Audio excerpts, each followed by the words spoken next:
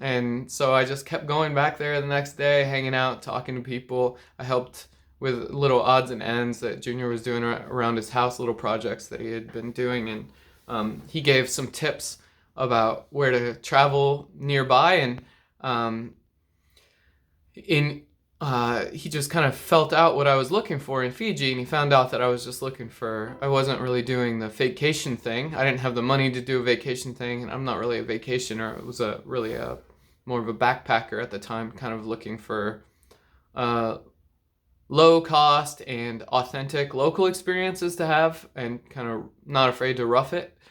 And so Junior figured that out, and he was like, okay, okay, well, oh yeah, we actually, my wife, Ndilo, has some relations out on this island called Tavewa. So, why don't, and they, these relations, like one of the people, in the family only lives in Fiji for 6 months out of the year because they married a Canadian and they live in Canada half the year.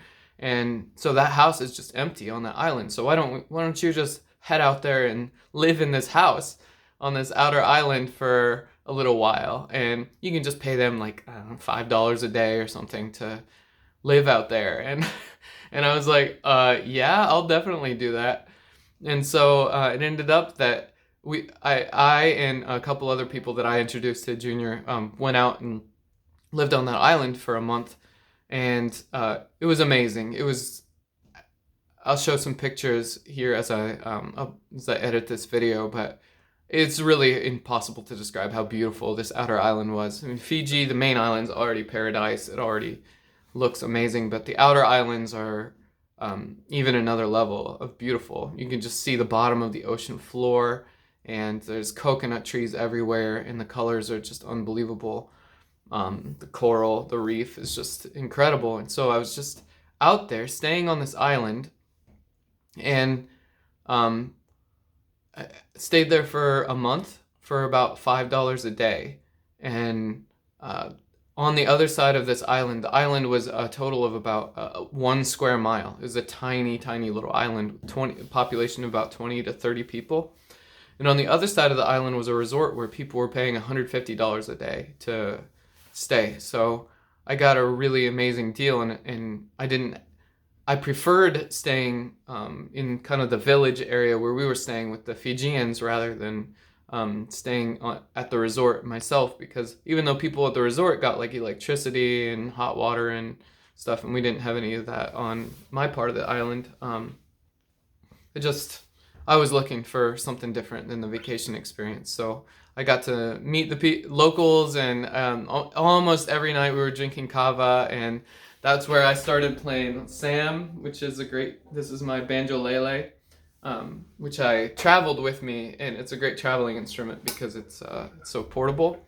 And so almost every night I was just out there drinking kava with them, playing songs, and that's where I learned the song Isalelia, which is it's a classic Fijian song. It's the only song I know in Fijian. And I'll upload another video of me playing that song for anybody who's interested in hearing Kevalangi, which means a white guy or out of towner. They're synonymous in Fijian. Singing a traditional Fijian song that was taught by them. But anyway, I lived on that outer island for a long time, and for a month or so. And the time came when I had felt like I got enough out of that outer island experience. And so I headed back to the main island and showed up at Junior's place, and they were like, oh, hey, Jono, they knew my first name was Jonathan, and they just started calling me Jonah. That's like their nickname for me. I've had a lot of nicknames around the world. Jonah was my nickname in Fiji, and they were like, oh, how was it? What did you do? Because they love the outer islands too, and they were anxious to hear about life on the outer island. And so when I went back, I just hung out, drank more kava, played them some music, and was telling them stories about life on Tavewa, the outer island.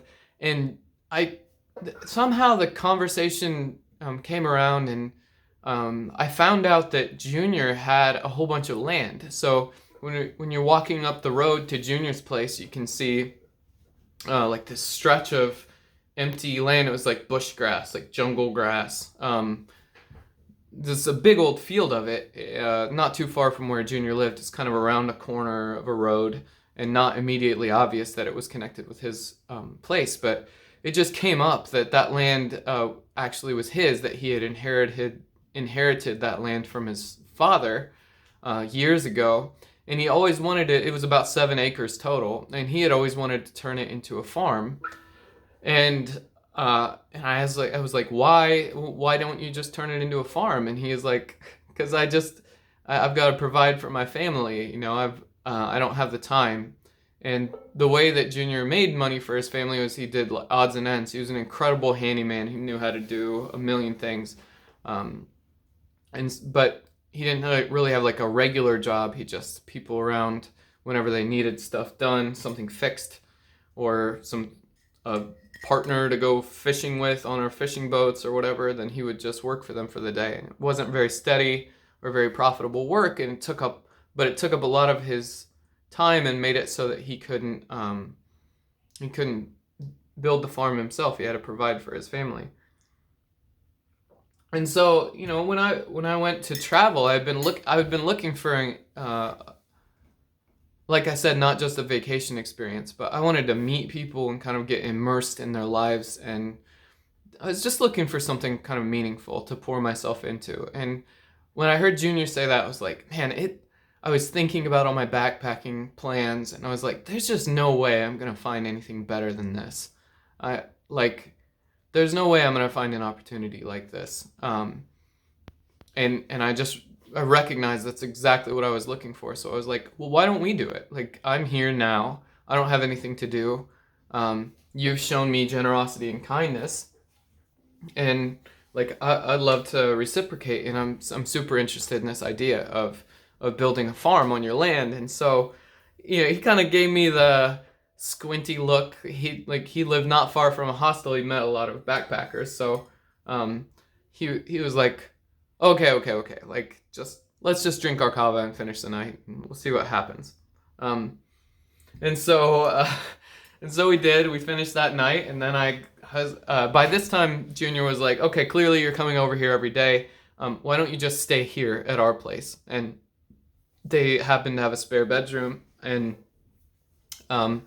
so I stayed in the bedroom, and again, no electricity or hot water in this place, but I wasn't looking for that. And so I was having a free place to stay now, and I was just like, got up in the morning, and I was serious. Like, I wanted to help him build a farm. So we got up early in the morning and had some breakfast, and I was like, okay, so what do we do? Like, what's the first thing that we do? And so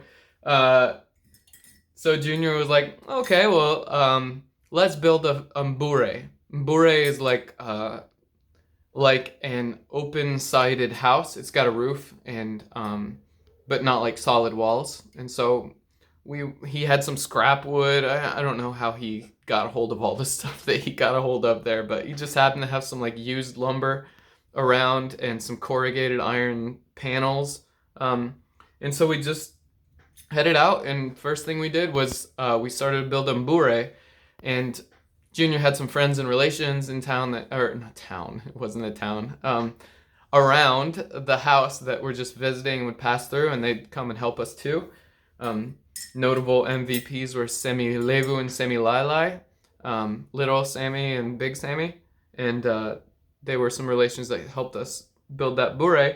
And by the time the bure was built, Junior was like kind of looking at me. He was like, you know, maybe this guy's serious about sticking around and doing the farming thing. And so he's like, okay, well, now we've got the building, we've got our little shelter down there by the farm. It makes access easy. Let's clear this jungle grass. And so we went out there. We went out there with machetes and little sticks that were like shaped like hooks, and we chopped down the jungle grass, and you would like hook the grass with a hook, and you chop down with the machete and sweep the grass away. And that's how we started. 3 of us, me, Semi Lalai, and Junior, started just clearing the jungle grass, and we'd go out there day after day after day with those machetes and hooks and shovels,